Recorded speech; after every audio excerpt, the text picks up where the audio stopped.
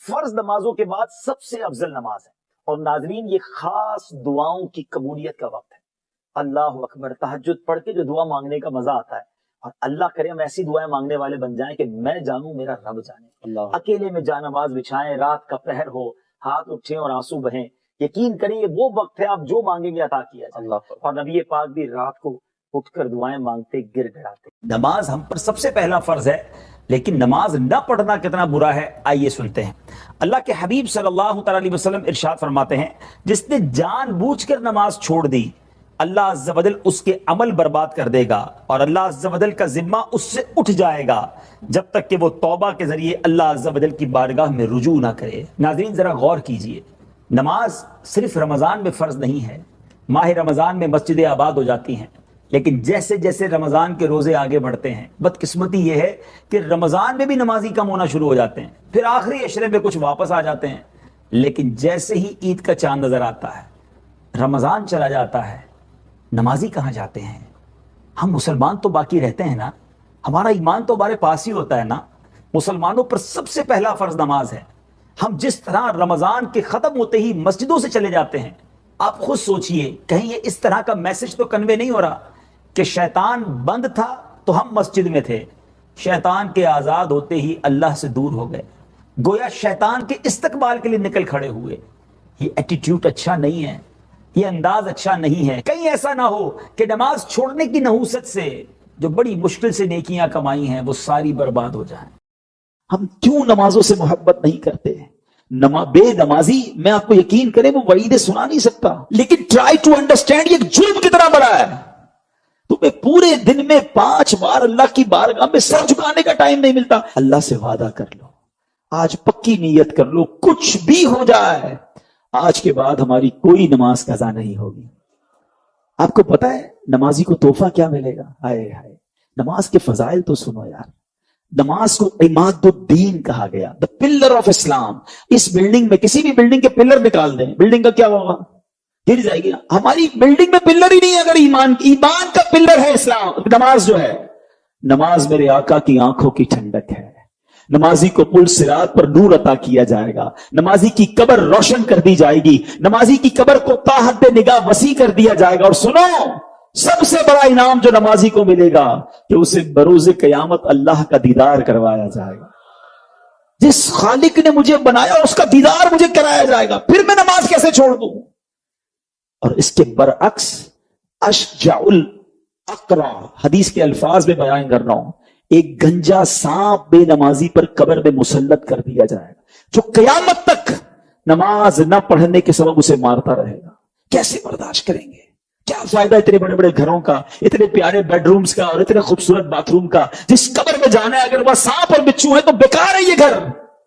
ارے دنیا میں اللہ نے اچھے گھر دیے, قبر بھی اچھی بنانے کی فکر کرو نا, کہ میں مروں تو ادھر بھی چین سے رہوں.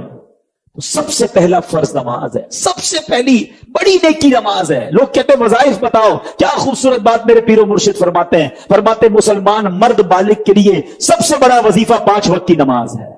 نماز پڑھنی نہیں اور وظائف پوچھنے ہیں, پہلا وظیفہ نماز ہے. تو آج نیت کر کے جانا ہے. اور سنو, بے نمازی کے بارے میں میرے آقا فرماتے ہیں, نبی پاک علیہ الصلوۃ والسلام نے اپنے دونوں ہاتھوں کو اس طرح ملا کر بتایا کہ بے نمازی کو قبر ایسے دبائے گی کہ اس کی پسلیاں ٹوٹ پھوٹ کر ایک دوسرے میں پیوست ہو جائیں گی. کیسے سہ سکیں گے؟ بہانے نہ کرو نماز سے, طبیعت ٹھیک نہیں ہے تو فلاں کام ہے, کسی صورت میں نماز معاف نہیں ہے. لیکن ہاں تھوڑے تھوڑے بہانے پر, یار بس آج طبیعت, اگلے جمعے سے نماز پکی, بس ابھی 2 دن بعد نماز پڑھوں گا. نہیں, آپ جہاز میں ہیں, آپ ٹرین میں ہیں, آپ بس میں ہیں, آپ سفر میں ہیں, آپ گھر میں ہیں, آپ نے نماز پڑھنی ہے. اور یقین کریں خوش نصیب ہیں وہ لوگ جو نماز کے پابند ہیں. یقین کریں ان کو نماز کے بغیر چین بھی نہیں آتا. جو پکے نمازی ہیں ان سے ملے آپ کبھی, اور ماشاءاللہ یہاں بہت سارے ایسے ہیں, ان کو تو جس طرح کھانا نہیں کھائے بغیر چین نہیں آتا, لگتا ہے ابھی تک عشاء نہیں پڑی, یار ابھی میری ظہر باقی ہے. اب ان کو ریکال اندر سے آتی ہے, ان کو یاد نہیں کروانا پڑتا. جس دن تم نے نماز کی عادت بنا لی, نماز تمہاری زندگی کا حصہ بن جائے گی. نبی پاک صلی اللہ تعالی علیہ وسلم کی ایک بڑی خوبصورت حدیث پاک ہے, اور اس حدیث کے راوی حضرت عمر فاروق امیر المومنین رضی اللہ تعالی عنہ ہیں. آپ فرماتے ہیں ان الدعاء موقوف بین السماء والارض. آپ فرماتے ہیں کہ دعا زمین و آسمان کے درمیان روکی جاتی ہے. حضرت عمر فرماتے ہیں کہ دعا زمین اور آسمان کے درمیان روکی جاتی ہے. لا يسعد منه شيء حتى تصلي على نبيك صلی اللہ علیہ وسلم. جب تک تو اپنے نبی پر درود نہ بھیجے وہ دعا بلند نہیں ہو پاتی.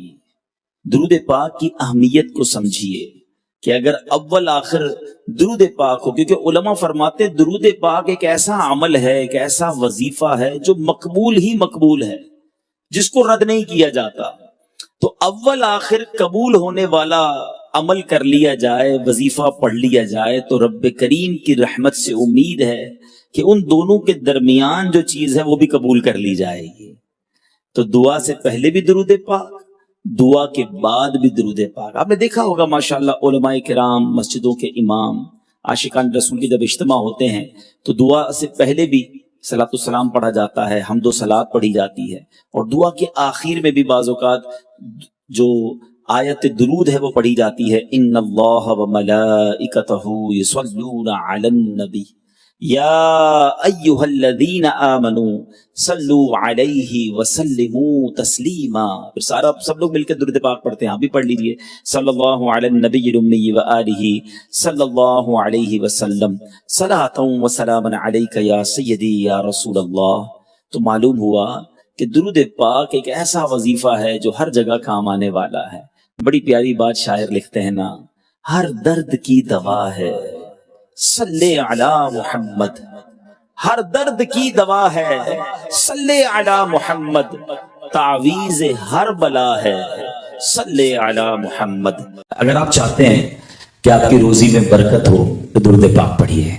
اگر آپ چاہتے ہیں آپ کی بیماری دور ہو جائے تو درود پاک پڑھیے. آپ چاہتے ہیں ذلت سے بچے رہیں اور عزت میں اضافہ ہو جائے، درود پاک پڑھیے. آپ چاہتے ہیں مشکلیں آسان ہو جائیں، برڈن ریلیز ہو جائے، پریشانی دور ہو جائے تو درود پاک پڑھیے. آپ چاہتے ہیں بیماریوں سے بچے رہیں تو درود پاک پڑھیے. آپ چاہتے ہیں مرتے وقت نبی پاک علیہ الصلوۃ والسلام کا دیدار نصیب ہو جائے تو درود پاک پڑھیے. بلکہ اگر آپ یہ چاہتے ہیں کہ آپ ایسے دیکھیں کہ نبی پاک اپنے مبارک ہاتھوں سے قبر میں اتار رہے ہیں تو درود پاک پڑھیے. آپ چاہتے ہیں قبر نور مصطفیٰ سے جگمگاتی رہے تو درود پاک پڑھیے. قیامت کے دن نبی پاک کے پرچم تلے جمع ہونا چاہتے ہیں اور سرکار علیہ الصلوۃ والسلام کے ہاتھوں جام کوثر پینا چاہتے ہیں تو درود پاک پڑھیے. پیارے آقا کی شفاعت سے بہرہ مند ہو کر نبی پاک کے پیچھے پیچھے جنت میں جانا چاہتے ہیں تو درود پاک پڑھیے. اور سنیے، بار بار مدینے جانا چاہتے ہیں تو درود پاک پڑھیے. پیارے آقا علیہ الصلوۃ والسلام کا دیدار کرنا چاہتے ہیں تو درود پاک پڑھیے. اب مجھے بتائیے کچھ اور رہ گیا ہے؟ ایک مسلمان کے لیے جو کچھ اسے چاہیے، what ever he need in his life اور ان ہیئر آفٹر، زندگی اچھی گزرے، عزت والی گزرے، پریشانیوں سے بچ کر گزرے، روزی میں برکت ہو، کلمے والی موت، نبی پاک کا دیدار، اور پھر آقا جنت کے ساتھ لے جائیں. جب تک جیوں بار بار مدینے جاؤں. اور رہ کیا گیا ہے؟ آپ بلیو کریں، یہ ساری فضیلتیں جو میں نے بیان کی ہیں نا، یہ احادیث میں، روایتوں میں موجود ہیں کہ درود پاک ان تمام چیزوں کی، یہ درود پڑھنے والوں کو تمام چیزیں حاصل ہو جاتی ہیں.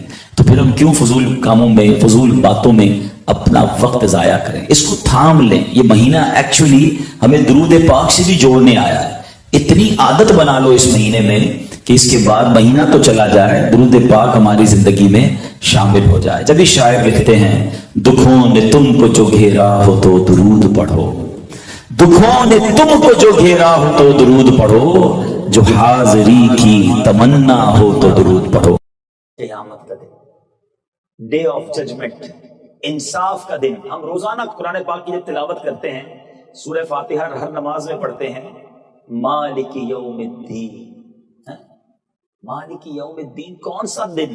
مالک ہے یوم جزا کا. یہ یوم جزا کون سا ہے؟ یہ یوم جزا قیامت کا دن ہے. اللہ اس دن کا مالک ہے. اس دن کی گویا روزانہ ہمیں یاد کرائی جا رہی ہے. آپ کبھی غور کیا کہ اس مشکل دن ہونا کیا ہے؟ اس دن کے بارے میں احادیث میں مفہوم ملتا ہے، زمین تانبے کی ہوگی. کتنی گرمی ہوگی، پسینے میں لوگ ڈبکیاں کھا رہے ہوں گے، حساب کتاب بھی ہونا ہے، اعمال نامے بھی تولے جانے ہیں، بہت مشکلات ہیں. لیکن اس دن آپ نے ابھی سنا کہ درود پاک مصیبتوں کا ٹالنے والا ہے، تو ہو سکتا ہے کوئی یہ سوال کرے کہ جناب ٹھیک ہے، آپ نے بتایا لیکن ایک قیامت کا دن بھی تو ہے, اس دن بھی تو مصیبتیں ہوں گی. کیا یہ درود پاک بروز قیامت بھی کام آئے گا؟ کیا اس دن بھی مصیبتیں ٹل جائیں گی؟ سنو میرے آقا علیہ الصلوۃ والسلام کیا فرماتے ہیں.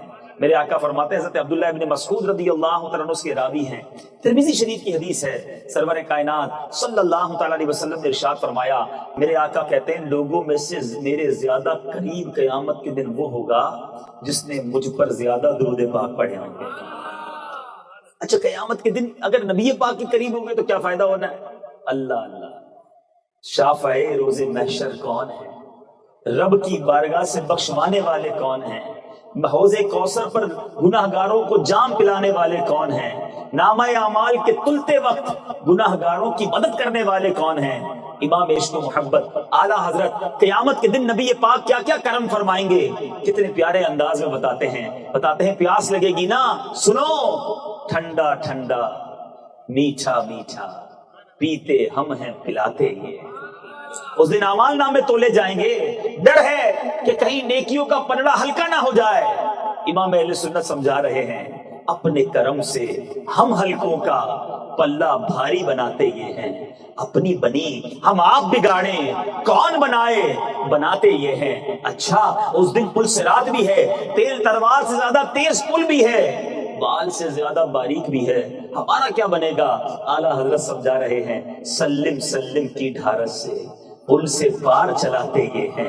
اس دن عیب کھلنے کا خوف ہوگا, گھبرانا نہیں. اعلیٰ حضرت سمجھا رہے ہیں اپنے کرم سے ہم ہلکوں کا پلہ بھاری بناتے یہ ہیں, اور اپنے عیب جب کھلیں گے تو فرماتے ہیں کہ مجرموں کے عیب بھی چھپانے والے میرے آقا علیہ الصلوۃ والسلام ہیں. یعنی کون سی مشکل ہے جس کا حل نبی پاک علیہ الصلوۃ والسلام کے پاس اس دن نہیں ہوگا.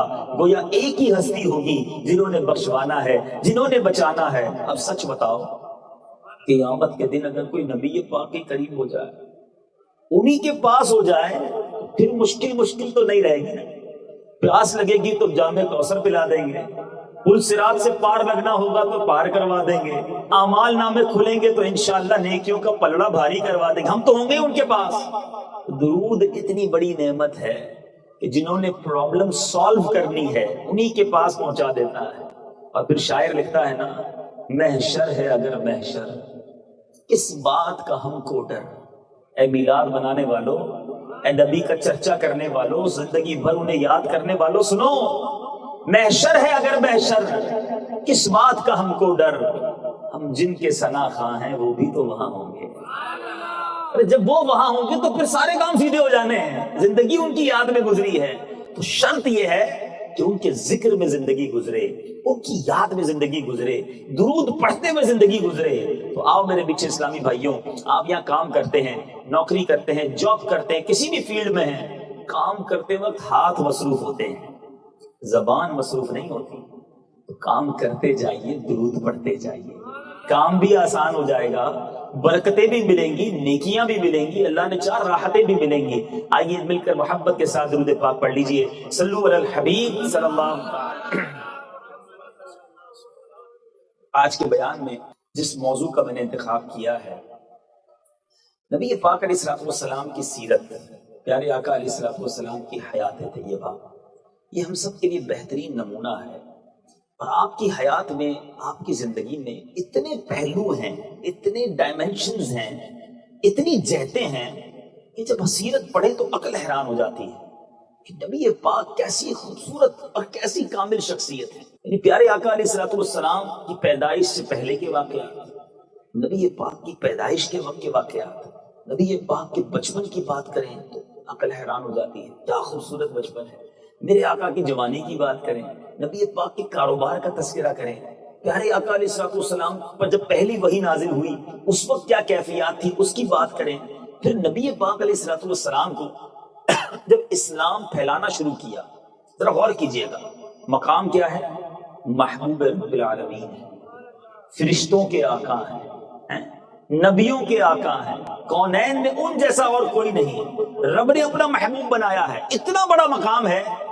مگر اسلام پھیلانے میں میرے آقا علیہ الصلوۃ والسلام اور آپ کے صحابہ کو کتنی تکلیفیں اٹھانی پڑی, بڑی اہم بات ہے. اور اس موضوع پر بہت کم بات کی جاتی ہے.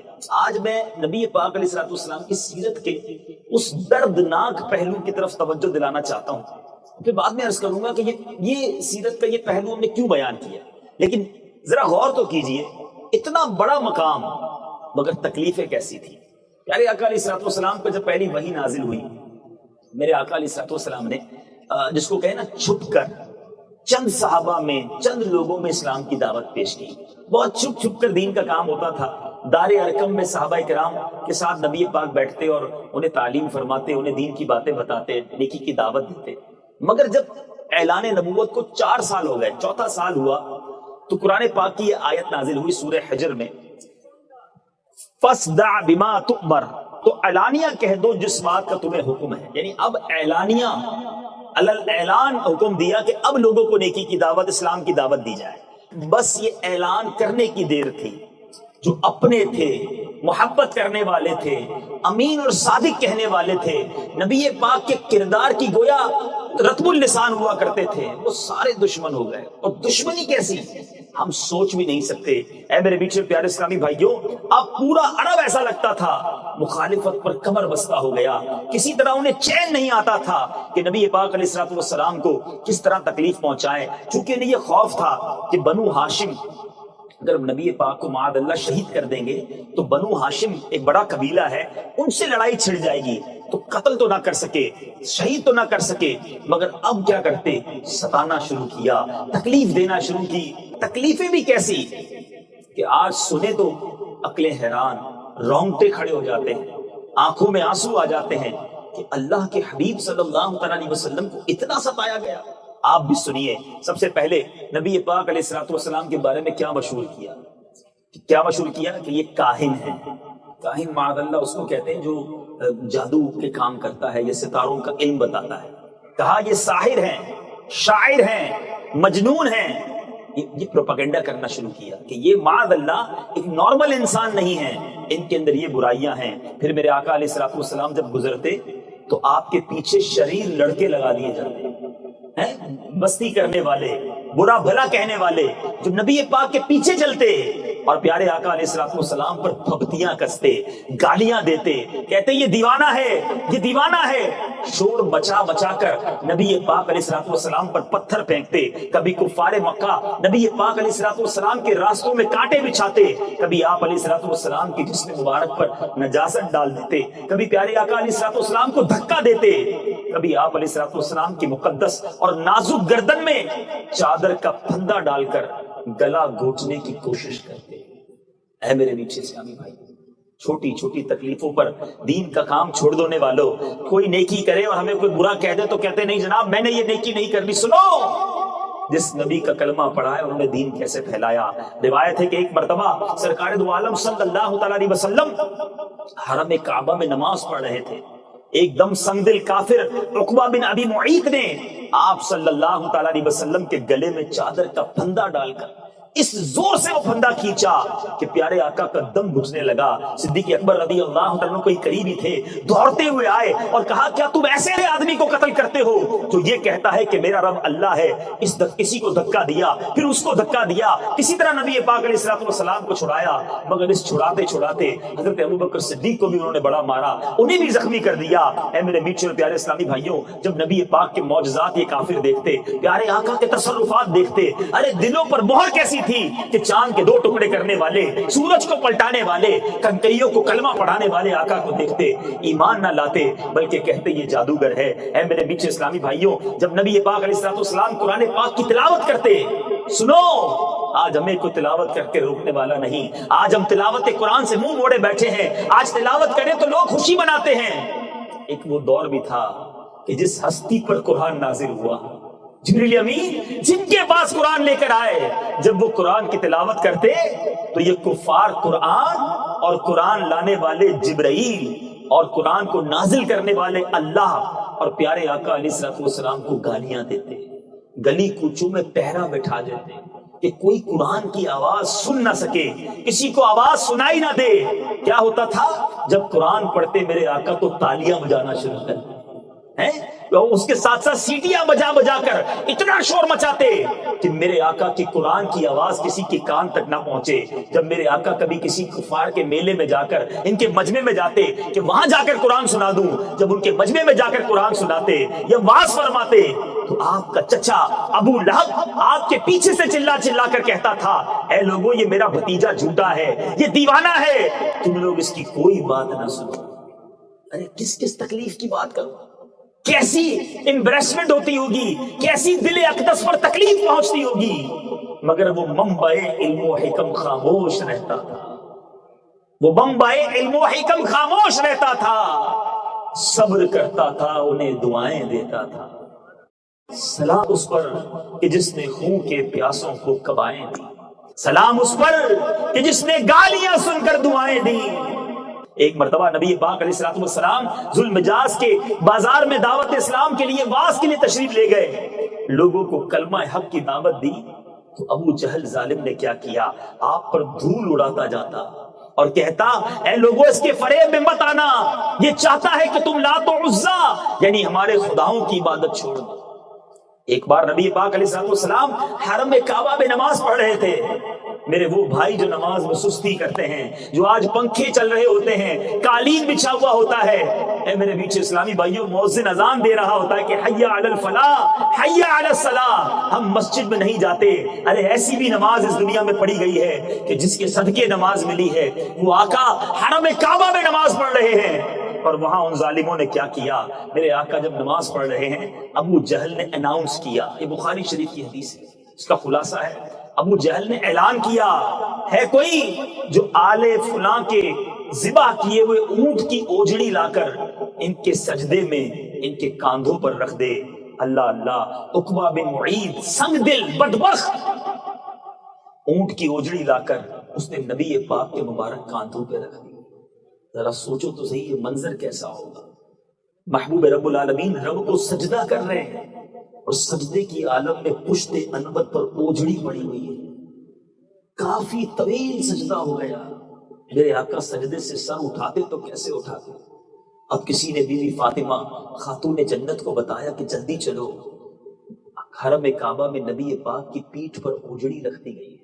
بیوی فاطمہ ان دنوں بڑی چھوٹی سی تھی، روتے روتے دوڑتے دوڑتے آئیں، ان کفار کو برا بھلا کہا، اوجڑی نبی پاک کے مبارک کاندھے سے ہٹایا گیا.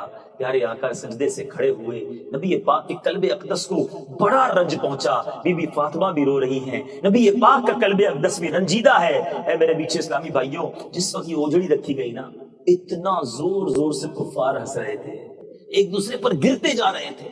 نبی پاک کا اس طرح مذاق اڑایا جاتا تھا. پیارے آقا کے قلب اقدس کو اتنا رنج پہنچا کہ میرے آقا علیہ السلام نے اے میرے بیچ اسلامی بھائیوں پھر اللہ کی بارگاہ میں 3 مرتبہ دعا مانگی، اللہم علیک بقریش، اے اللہ تو قریش کو اپنی گرفت میں لے لے. پھر چند مخصوص جو کافر تھے جو بڑا تنگ کرتے تھے ان سب کے نام لے کر رب کی بارگاہ میں ان کے لیے عذاب کی دعا کی. اے میرے بیچ اسلامی بھائیوں، جنگ بدر میں صحابہ نے دیکھا وہ سارے کے سارے جو کفار تھے جو نبی پاک کو اس طرح تنگ کرتے تھے، کب بدر کے میدان میں سر کٹے ہوئے ہلاک ہو گئے. اور ان کو ایک گھڑے میں جب ڈالا گیا تو نبی پاک علیہ السلام نے کچھ اس طرح فرمایا کہ ان گھڑے والوں پر خدا کی لعنت ہے. بہرحال میرے بیچ پیارے اسلامی بھائیوں، میں کس واقعے کی بات کروں. اچھا ایسا نہیں تھا کہ یہ معاملہ صرف نبی پاک علیہ السلام کے ساتھ ان ظالموں نے کیا، بلکہ مسلمانوں کے ساتھ، صحابہ کے ساتھ اتنی تکلیفیں پہنچائیں کہ عقلیں حیران ہو جاتی ہیں. اتنی تکلیفیں سن کر تو پہاڑ بھی اپنی جگہ سے ہل جاتا، مگر صحابہ کا ایسا استقلال تھا کہ مسلمانوں کا ایک بچہ بھی ایمان چھوڑ کر وہ مشرک نہ بنا. یہ چاہتے تو قتل کر دیتے، لیکن ان کی جوش انتقام کیسے ٹھنڈا ہوتا، یہ چاہتے تھے سسک کر تڑپا کر ان سے اسلام تبدیل کروائیں. پیچھے اسلامی بھائیوں، آپ میں سے جو مکہ پاک گئے ہوں گے وہ جانتے ہیں وہاں کی گرمی کیسی ہے. وہاں کے ریگستانوں میں ننگے پیر کھڑا رہنا مشکل ہے، مگر یہ ظالم کیا کرتے، پہلے کوڑے مارتے تاکہ جسم پر زخم ہو جائیں، پھر ان زخمی جسموں کو ریت پر لٹاتے دوپہر کے وقت، اور پھر جسم کے اوپر کوئی بھاری پتھر رکھ دیتے تاکہ یہ کروٹ نہ لے سکیں اور اس زخموں کے اندر ریت چلی جائے. اے میرے بیچ اسلامی بھائیوں، حضرت خباب رضی اللہ تعالیٰ عنہ کی ایک بار حضرت عمر رضی اللہ تعالیٰ عنہ نے پیٹھ دیکھی، اس پیٹھ پر سفید نشان تھے. کہا اے خباب یہ تمہاری پیٹھ کو کیا ہوا؟ حضرت عمر کو حضرت خباب خباب نے کہا اے عمر اس وقت آپ ایمان نہیں لائے تھے، یہ جب کا واقعہ ہے، مجھے کفار مکہ نے اسلام لانے پر کس طرح تکلیف پہنچائی کہ پہلے میری کمر کو مجھے دہکتے ہوئے کوئلوں پر، جلتے ہوئے کوئلوں پر ننگی پیٹھ کے بل لٹایا، اے عمر میری پیٹھ سے چربی پگھلی اور اس چربی سے وہ کوئلے بجھے۔ یہ نشان ان صدموں کے ہیں، ان تکلیفوں کے ہیں۔ حضرت عمر کی آنکھوں میں آنسو آ گئے، کہا ہے خباب مجھے وہ پیٹھ دکھاؤ جو اسلام کے نام پر جلی ہے، اور حضرت عمر اسے بوسہ دیا کرتے۔ اے میرے میٹھے اسلامی بھائیوں، میں کس ظلم کی بات کروں۔ حضرت بلال حبشی رضی اللہ تعالیٰ عنہ جو مؤذن رسول ہیں، آپ کا جو مالک تھا امیہ بن خلف، آپ اس کے غلام تھے، ان کی گردن میں رسی ڈال کر گھسیٹ کر کوچہ و بازار میں انہیں گھمایا جاتا، ان کی پیٹھ پر لاٹھیاں برسائی جاتی، اور ٹھیک دوپہر کے وقت تیز دھوپ میں گرم گرم ریت پر ان کو لٹا کر اتنا بھاری پتھر ان کی چھاتی پر رکھ دیا جاتا کہ ان کی زبان باہر نکل آتی۔ امیہ کافر کہتا اسلام سے باز آ جاؤ، اپنے اب جس رب کو مانتے ہو اس کا انکار کر دو ورنہ گھٹ گھٹ کر مر جاؤ گے۔ مگر وہ کیسے منبعے علم و حکم تھے، وہ کیسے صبر کے پیکر تھے، وہ کیسے نبی کے دیوانے تھے۔ اس تکلیف میں بھی ان کی زبان پر ایک ہی نعرہ ہوتا، احد احد، اللہ ایک ہے، اللہ ایک ہے، مر جائیں گے مگر رب کو ایک مانیں گے، اسلام کو نہیں چھوڑیں گے۔ اے میرے میٹھے اسلامی بھائیوں، کسی کا گلا گھونٹا جاتا، کسی کو چٹائی میں باندھ کر چٹائی جلا دی جاتی تاکہ دھونی کے ذریعے اس کا دم گھٹ جاتا، کسی کو پانی میں ڈال کر اتنی دیر پانی میں رکھتے، اتنی ڈبکیاں دیتے کہ وہ بے ہوش ہو جاتا، کہ کسی طرح یہ غلام ہیں، یہ غریب ہیں، مگر وہ غریب بھی تھے، وہ تکلیف میں بھی تھے، وہ غلام بھی تھے، مگر تکلیفیں برداشت کرنے کے بعد بھی اپنے نبی کا دامن نہ چھوڑا۔ اے میرے میٹھے پیارے اسلامی بھائیوں، سیرت کے اس پہلو کو بیان کرنے کا مقصد یہ ہے، آپ اور میں مسلمان گھر میں پیدا ہوئے ہیں، مگر کبھی سوچا کہ اگر میں مسلمان نہ ہوتا تو پھر مسلمان بنتا کیسے ہے؟ آج ایمان کتنی آسانی سے مجھے اور آپ کو مل گیا ہے، مگر ہمارے صحابہ نے کس طرح ایمان اب تک پہنچایا ہے کہ اس ایمان کی ہمیں قدر ہے۔ آج ہم پیدا ہوئے تو پہلی آواز ہمارے کانوں میں اللہ اکبر کی آتی ہے۔ یہ اللہ کا احسان ہے، ہمارے ماں باپ مسلمان ہیں، مگر یہ اسلام پاکستان میں کیسے پہنچا، ہندوستان میں کیسے پہنچا؟ ارے یہ تو عرب سے چلا تھا۔ اگر سیرت کی کتابیں پڑھیں، تاریخ کی کتابیں پڑھیں تو پتہ چلتا ہے یہ اسلام ہم تک کیسے پہنچا۔ یہ ہمارے صحابہ کی قربانیاں ہیں، وہ اپنے وطن کو چھوڑ کر، مدینہ منورہ چھوڑ کر، مکہ مکرمہ چھوڑ کر دنیا بھر میں انہوں نے سفر اختیار کیا۔ ان کے فیض کو اولیاء کرام نے لیا، اولیاء کرام نے سفر اختیار کیا۔ کبھی کسی مزار پر جانا ہو، داتا گنج بخش علی حجویری کے مزار پر جانا ہو، بابا فرید کے مزار پر جانا ہو، عبداللہ شاہ غازی رحمۃ اللہ تعالی علیہ کے مزار پر جانا ہو، ارے سخی عبد الوہاب شاہ کے مزار پر جانا ہو، ایک بات ضرور مزارات پر دیکھا کرو کہ ان کا مزار جس شہر میں ہے، کیا پیدائش بھی اسی شہر میں ہے؟ تو پتہ چلے گا یہ پیدا تو کسی اور ملک میں ہوئے تھے، لیکن دین پھیلانے کے لیے یہاں آئے اور اب یہی دنیا سے چلے گئے، یہی مزار بن گیا۔ یہ قربانیاں ہیں ہمارے اسلاف کی، مگر ایٹ لیسٹ کم از کم ایمان کی قدر تو کرو۔ اتنی تکلیفیں ہمارے صحابہ نے اٹھائی، مجھے اور آپ کو تکلیف نہیں ہے۔ وہ ترستے تھے طواف کر لیں، وہ ترستے تھے نماز پڑھ لیں۔ سب کے سامنے ہم کیوں نماز نہیں پڑھتے؟ حضرت عمر رضی اللہ عنہ ایک بار نبی پاک کے پاس آئے، عرض کی یا رسول اللہ ہم علی الاعلان نماز کیوں نہیں پڑھتے؟ کیا ہم اکبر نہیں ہیں؟ یا رسول اللہ عمر آپ کے ساتھ ہے۔ پیارے آقا علیہ الصلوۃ والسلام عرض کے حضور اب علی الاعلان نماز پڑھیں گے۔ ایک ایسی صف بنائی گئی جس کے لیڈر حضرت عمر تھے، ایک صف بنی جس کے لیڈر، جس کو آگے سے لیڈ کرنے والے حضرت حمزہ رضی اللہ تعالیٰ عنہ تھے۔ دونوں شیر خدا اس طرح کعبہ مشرفہ میں آئے اور حضرت عمر نے اعلان کیا تھا جس کو اپنی بیوی کو بیوہ کرنا ہو، اپنے بچوں کو یتیم کرنا ہو، وہ عمر کے سامنے آ جائے، آج علی الاعلان نماز ادا کی جائے گی۔ ارے یہ وقت سرکار علیہ الصلوۃ والسلام اور صحابہ نے دیکھا ہے۔ آج مسجد کشادہ انتظار کر رہی ہے کوئی نماز پڑھنے والا؟ آج سنیما گھر میں ہاؤس فل کا بورڈ ہوتا ہے اور مسجد میں مؤذن صاحب انتظار کر رہے ہوتے ہیں کہ کوئی تو نماز پڑھنے آ جائے۔ واعظ قوم کی وہ پختہ خیالی نہ رہی، رہ گئی رسم اذاں، روح بلالی نہ رہی۔ اے میرے میٹھے اسلامی بھائیوں، میں نے اور آپ نے قیامت کے دن صحابہ کا دیدار کرنا ہے، میں نے اور آپ نے نبی پاک کے قدموں میں حاضری دینی ہے۔ اگر قیامت کے دن حضرت بلال سے ملاقات ہو گئی اور حضرت بلال نے پوچھ لیا کہ میں تو جب ایمان لایا تھا تو تپتی ریت پر لٹایا گیا تھا، پھر بھی میں نے ایمان کو نہیں چھوڑا، تمہیں تو کوئی تکلیف نہیں تھی، پھر تم نے ایمان کے لیے کیا کیا؟ تم نے سنتوں کی اور دین کی خدمت کے لیے کیا کیا؟ حضرت خباب سے اگر ملاقات ہو گئی، انہوں نے پوچھ لیا کہ مجھے تو جلتے کوئلوں پر لٹا گیا تھا، پھر بھی میری نماز قضا نہیں ہوتی تھی، تم تو نرم بستر پر سوتے تھے، پھر بھی نمازیں نہیں پڑھتے تھے، ہمیں تو کفار مارتے تھے کہ اللہ کا نام نہ لو، ہم پھر بھی رب کا نام لیتے تھے، تمہیں تو کوئی کہنے والا نہیں تھا، تم پھر بھی رب کا نام نہیں لیتے تھے۔ ہمارے پاس کوئی جواب ہوگا؟ اے میرے آقا کے عاشقوں، اے نبی پاک کے چاہنے والوں، یہ اسلام اتنی آسانی سے نہیں پھیلا، ارے بڑی شہادتیں ہوئی ہیں، بڑی قربانیاں ہوئی ہیں۔ وہ چچا جس سے نبی پاک علیہ الصلوۃ والسلام کو بڑا پیار تھا، ان کو جنگ احد میں کیسے شہید کیا گیا، آپ کے کلیجے کو نکالا گیا، سید الشہداء سیدنا حمزہ رضی اللہ تعالیٰ عنہ کے کلیجے کو چبایا گیا۔ نبی پاک کے صحابی تھے حضرت عبداللہ بن جحش رضی اللہ تعالیٰ عنہ۔ جذبہ دیکھو، غزوہ احد کی رات ایک صحابی کے ساتھ بیٹھ کر کہتے ہیں آؤ دعا کرتے ہیں، میں دعا کروں گا تم آمین کہنا۔ کہتے میری دعا یہ ہے کہ یا اللہ صبح جنگ ہو تو کوئی کافر مجھ سے مقابلے میں آئے، وہ میری ناک بھی کاٹ دے، میرے کان بھی کاٹ دے، میری آنکھیں بھی نکال دے، میرا چہرہ ختم ہو جائے، اور میرے مولا جب قیامت کے دن میں تیرے دربار میں پیش ہوں اور جب تو مجھ سے پوچھے اے عبداللہ تیرے چہرے کو کیا ہوا، تو میں کہوں کہ مولا یہ تیرے نام پر قربان ہوا۔ یہ کیسے لوگ تھے، یہ کیسی دعائیں تھیں، اور سیرت کی کتابوں میں لکھا کہ ویسا ہی ہوا۔ جنگ احد والے دن حضرت عبداللہ بن جحش کا جب مقابلہ ہوا، ان ظالموں نے آپ کے چہرے کے کان بھی کاٹے، ناک بھی کاٹے، آنکھوں کو بھی نکال لیا، اور اللہ کی رحمت سے مجھے امید ہے کہ قیامت کے دن حضرت عبداللہ بن جحش سے سوال ہوگا اور وہاں یہ یہی جواب دیں گے کہ مولا تیرے نام پر سب قربان کر کے آیا۔ آج ہم سے دین کے لیے وقت نہیں نکلتا، ہم کہتے ہیں جناب کاروبار کا کیا ہوگا، نوکری کا کیا ہوگا اگر میں جناب دین کی خدمت کرنے کچھ وقت دینے لگ جاؤں، نماز پڑھنے کا میرے پاس ٹائم نہیں ہے۔ سنو، حضرت مصعب بن عمیر رضی اللہ تعالیٰ عنہ اسلام کے وہ پہلے مبلغ ہیں جن کو میرے آقا نے مکہ پاک سے مدینہ طیبہ بھیجا۔ آج جو مدینہ منورہ میں اسلام کی روشنی اور چاشنی ہے، اس میں بہت بڑا کردار حضرت مصعب بن عمیر رضی اللہ تعالیٰ عنہ کا ہے۔ یہ پہلا قافلہ تھا، یہ پہلے مبلغ تھے جو مکہ پاک سے مدینہ طیبہ بھیجے گئے۔ حضرت مصعب بن عمیر کی ہسٹری اٹھاؤ، آپ ایک شہزادے کی زندگی گزارتے تھے مکہ پاک میں، آپ ٹرینڈ سیٹر تھے۔ ٹرینڈ سیٹر کس کو کہتے ہیں؟ کہ جس کے لباس کو دیکھ کر لوگ لباس پہنے، جس کے جوتوں کو دیکھ کر لوگ جوتے پہنے، جس کی گھڑی کو دیکھ کر لوگ گھڑی پہنتے ہیں نا، فیشن فالو کرتے ہیں جسے۔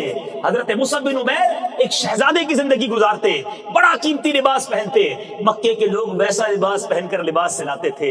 اس وقت ایمان نہیں لائے تھے، جب ایمان لائے گھر والوں نے باندھ دیا، کہا اسلام چھوڑ دو، کہا اسلام نہیں چھوڑوں گا، کہا اگر اسلام نہیں چھوڑو گے ساری دولت ختم، سارا بزنس ختم، کوئی تمہارا ہم سے تعلق نہیں، آپ کو گھر سے نکال دیا۔ جب رسول پاک کے دربار میں آئے تو جسم پر ایک چادر موجود ہے، اتنا مہنگا لباس پہننے والا اب پورا لباس پہننے کے قابل نہیں ہے، مگر سرکار کے نام پر سب قربان کر دیا۔ حضرت مصعب بن عمیر بھی جب غزوہ احد والے دن شہید ہوتے ہیں، دفنانے کا وقت آتا ہے، میرے آقا فرماتے ہیں، حدیث کی کتابوں کے الفاظ ہیں، سر پر کفن ڈالا جاتا، پیر ننگا ہو جاتا، پیر چھپایا جاتا، سر ننگا ہو جاتا۔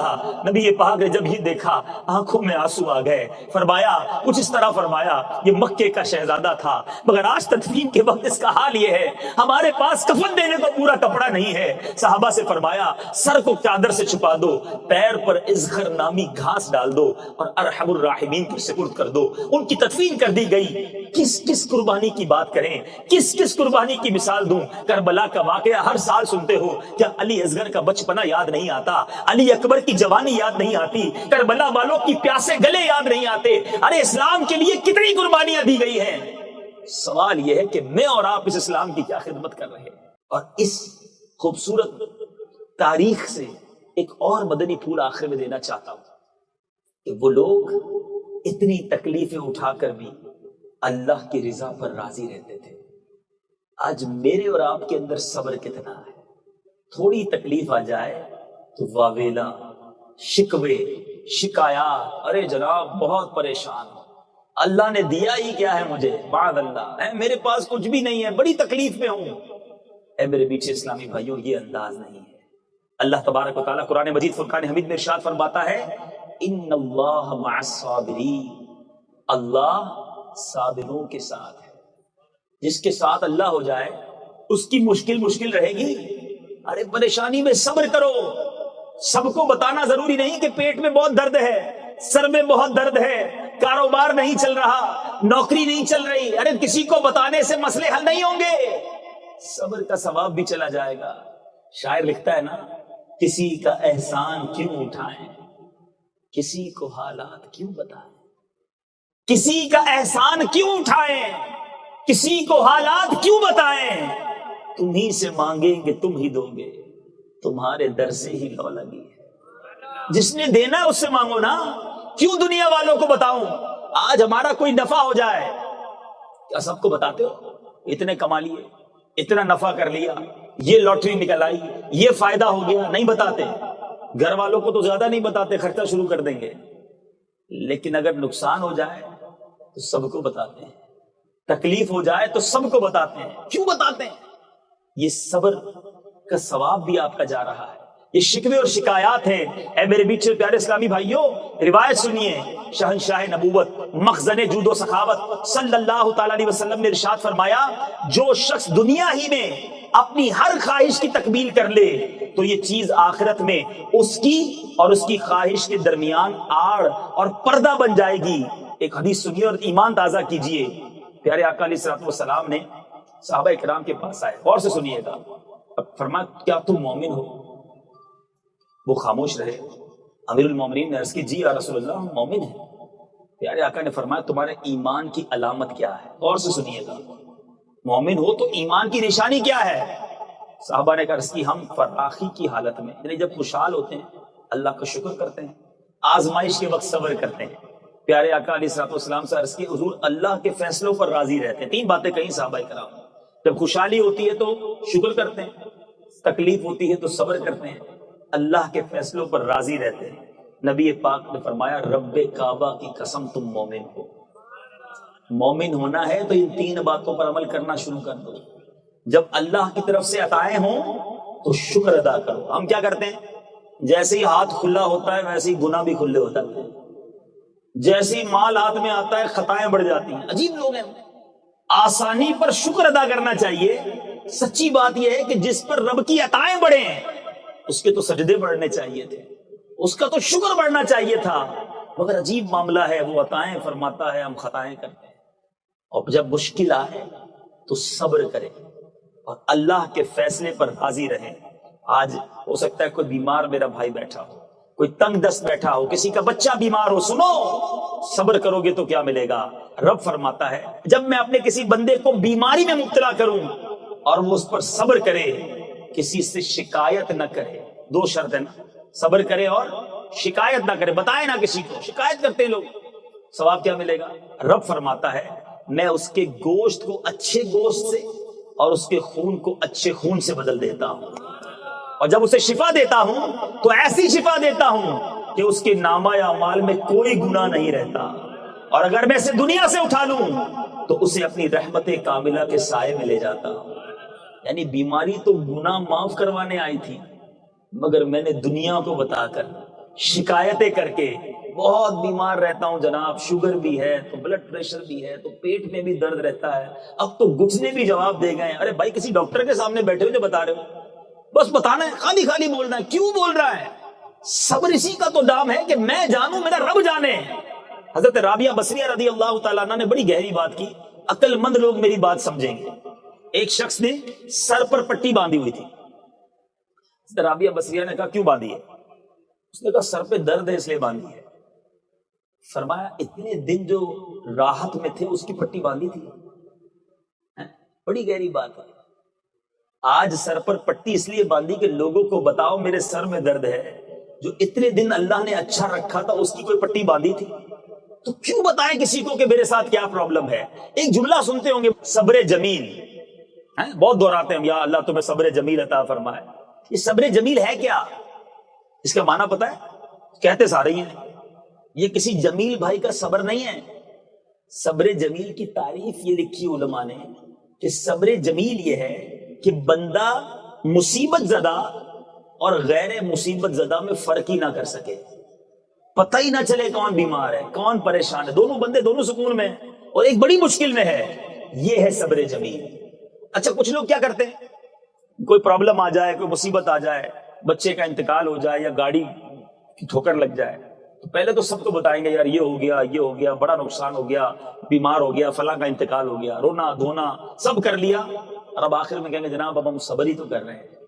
ارے اب یہ صبر نہیں ہے, صبر تو پہلے صدمے کے وقت تھا کہ صدمہ ہوا اور آپ نے صبر کیا, اللہ کی رضا پر راضی رہے, سب کو بتا کر شکوہ کر کے آخر میں کہتے ہو کہ صبر کیا, تو یہ کیا کیا؟ علماء بڑی پیاری بات کہتے ہیں, عقل مند وہ ہے جو کام پہلے کر لے, جو احمق 5 دن بعد کرتا ہے. 5-6 دن بعد تو سبھی کو صبر کرنا ہوتا ہے, اب پہلے دن سے ہی صبر کر کے ثواب کیوں ضائع کر دیتے ہیں؟ تو بہرحال میرے پیچھے اسلامی بھائیوں, اب آخر میں 1-2 باتیں کہ ہمارے اسلاف کو جب تکلیف پہنچتی تھی تو وہ صبر کیسے کرتے تھے. حضرت سیدنا فتح موصلی رحمت اللہ تعالی علیہ کی زوجہ محترمہ کو ایک بار ٹھوکر لگی اور آپ کے پیر کا ناخن ٹوٹ گیا. کسی کے پیر کا ناخن ٹوٹا ہو تو اس کو پتا ہے تکلیف کتنی ہوتی ہے, جان نکل جاتی ہے. آپ مسکرانے لگی, کسی نے کہا کہ آپ کو تکلیف نہیں ہوئی, پیر کا ناخن ٹوٹ گیا ہے. تو کہتی تکلیف تو بڑی ہوئی ہے, مگر مجھے جو صبر پر ثواب ملنا ہے نا, وہ سوچ کر میری چہرے پہ مسکراہٹ آ گئی ہے. تو یہ مصیبتوں پر, آفتوں پر اللہ کا گویا شکر ادا کرتے تھے. کسی کا بچے کا انتقال ہو جائے, سنو اللہ نے تکلیف بھیجی ہے نا تو بہت ساری نعمتوں کے لیے بھیجی ہے, بہت سارے گناہوں کی معافی کے لیے بھیجی ہے. کہ اگر کسی کے بچے کا انتقال ہو جائے, غور سے حدیث پاک سنیں, نور کے پیکر, تمام نبیوں کے سرور, 2 جہاں کے تاجور صلی اللہ تعالی علیہ وسلم نے فرمایا, جس مسلمان جوڑے کے 3 بچے انتقال کر جائیں, اللہ عز و جل ان بچوں پر فضل و رحمت کرتے ہوئے ان دونوں کو یعنی ماں باپ کو جنت میں داخل کر دے گا. صحابہ کرام نے عرض کی کہ حضور اگر کسی کے 2 بچے چلے جائیں, تو فرمایا 2 بچے بھی. صحابہ میں سے کسی نے عرض کی حضور اگر 1 بچہ کسی کا انتقال کر جائے, میرے آقا نے فرمایا 1 بھی.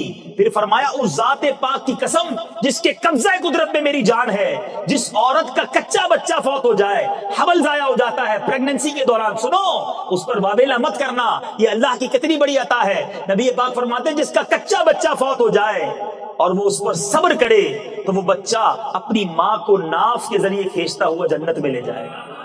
ارے کیا پتا پیدا ہو کر نافرمان بننا تھا, پیدا ہو کر جہنم میں لے جانے والا بن جاتا. اللہ نے اپنی رحمت کے سائے میں بلا لیا, اور کیا معلوم ہی ہماری مغفرت کا ذریعہ بننا ہو, اللہ جانتا ہے. دیکھو یاد رکھنا, اگر ہمیں کوئی چیز نہیں مل رہی نا, یا ہم پر کوئی مصیبت آئی ہے, تو رب ماں سے زیادہ چاہنے والا کیوں تکلیف بھیج رہا ہے؟ کوئی اس کے پیچھے راحت ہوگی, اس کے پیچھے کوئی اس کی طرف سے مشیت ہوگی. ایک حدیث پاک سناتا ہوں, ہو سکتا ہے ایسے بھی اسلام بھائی یہاں بیٹھے ہوں جو کہتے ہو یار میں پہلے نماز نہیں پڑھتا تھا, روزے نہیں رکھتا تھا, تو بڑا ریلیکس تھا, جیسے جیسے نیکیاں کرتا جا رہا ہوں مشکلیں بڑھتی جا رہی ہیں, جیسا نیکی کی طرف آتا ہوں تو کاروبار میں بھی پرابلم آ رہی ہے. وہ فلاں ایک ٹائم کی نماز نہیں پڑھتا, اتنے گناہ کرتا ہے, خوشحال ہے, اور ہم جناب نیکیاں کرتے ہیں, روزے بھی رکھتے ہیں, زکوٰۃ بھی دیتے ہیں, ہمارے کام ہی سیدھے نہیں ہوتے. یہ بھی بعض اوقات ذہن میں سوال پیدا ہوتا ہے. آؤ آج اس کی بھی انشاءاللہ آپ کے کانسیپٹ کو کلیئر کر دیتے ہیں. سرور کائنات علیہ الصلوۃ والسلام کا فرمان سنیں. سیدنا سعد بن ابو وقاص رضی اللہ تعالیٰ اس کے راوی ہیں, میرے آقا سے میں نے عرض کی, کہتے ہیں میں نے نبی پاک سے عرض کی, یا رسول اللہ صلی اللہ تعالیٰ علیہ وسلم, زیادہ مصیبتیں کن لوگوں پر آتی ہیں؟ بہت سارے سوال ہیں, یہ آج بہت سارے کانسیپٹس یہاں موجود اسلام بھائیوں کے بھی کلیئر ہو جائیں گے. سوال کیا حضور سب سے زیادہ مصیبتیں, حدیث کا خلاصہ ہے زیادہ مصیبتیں کن لوگوں پر آتی ہیں؟ میرے آقا نے فرمایا انبیاء پر. نبی تو سب سے ٹاپ کیٹیگری پر ہے, رب کے قریبی ہیں. عرض کی حضور پھر کن پر آتی ہیں؟ فرمایا جو لوگ ان کے بعد بہتر ہیں. پھر آقا پھر کن پر؟ کہا جو ان کے بعد بہترین ہیں. پھر پیارے آقا نے اس کی وضاحت فرمائی کہ بندے کو اپنی دینداری کے اعتبار سے مصیبت میں گرفتار کیا جاتا ہے. اگر وہ دین میں زیادہ سخت ہوتا ہے, اس کی آزمائش بھی زیادہ سخت ہوتی ہے, اور اگر وہ دین میں کمزور ہوتا ہے تو اللہ عز و جل اس کی دینداری کے مطابق آزماتا ہے. بندہ مصیبت, اب اس کی وجہ کیا ہے؟ آپ کہیں گے کمال ہو گیا یار, دین میں بڑھتے جائیں گے مصیبتیں بڑھتی جائیں گی. اس کی وجہ بیان فرمائی, کتنی خوبصورت وجہ ہے. فرماتا ہے میرے آقا فرماتے, بندہ مصیبت میں مبتلا ہوتا رہتا ہے یہاں تک کہ اس دنیا ہی میں اس کے سارے گناہ بخش دیے جاتے ہیں. اس میں رب کی مشیت یہ ہے کہ میرے بندے سے زندگی میں جو خطائیں ہو گئی ہیں نا, اس پر آزمائشیں بھیجی جائیں, یہ صبر کرے, اس کی خطائیں یہی معاف ہو جائیں. میرا یہ نیک بندہ میرے پاس جب آئے تو گناہوں سے پاک ہو کر آئے, اس کو جنت کا اعلیٰ مقام دیا جائے. ایک اور روایت میرے آقا فرماتے ہیں اللہ کے یہاں بندے کا کوئی سٹیٹس رکھا ہوتا ہے، کوئی مقام رکھا ہوتا ہے کہ اس نے یہاں تک پہنچنا ہے، لیکن یہ عمل کر کے وہاں تک نہیں پہنچ پاتا، تو فرمایا اللہ اس پر آزمائشیں بھیجتا ہے تاکہ وہ صبر کر کے اس مقام تک پہنچ جائے۔ اب سچ بتاؤ، میرے پاس تو مصیبت آئی تھی میرے درجے بڑھانے، رب کے قریب کرنے، مگر ہائے افسوس، بے صبری کر کے، واویلا کر کے، لوگوں کو بتا کر جو درجہ بڑھنا تھا وہ بھی میں نے ضائع کر دیا۔ ایک روایت میں نے پڑھی میٹھے اسلامی بھائی، میں جب بھی اس روایت کو پڑھتا ہوں یا بیان کرتا ہوں ایک عجیب سی دل کی کیفیت ہو جاتی ہے، اور روایت یہ ہے کہ جو بندہ اللہ کے تھوڑے دیے پر راضی ہو جاتا